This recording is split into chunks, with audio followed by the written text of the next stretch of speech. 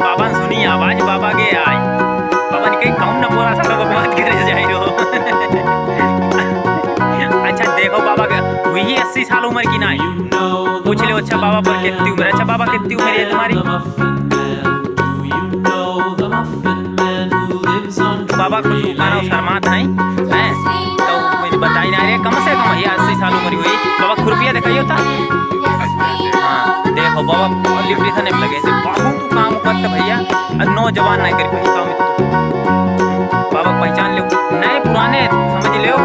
पुरानो हथियार जो कानो होते है बहुत भैया मजबूत हो तो समझ लो बाबा कहिया पुरानो तेरा खाना रिंच है समझो हरी काम कर ले भैया। महीने एक दिन है बैठे थे हम कहला चले वीडियो बनावे चले बाबा ने सुन ली और बाबा गए आई। भैया एक कमेंट बाबा के लिए हमारे जरूर करिए और लाइक कर दियो शेयर कर दियो आगे कि इतनी मेहनती आदमी कहाँ कहाँ है दिखाई दो सबका।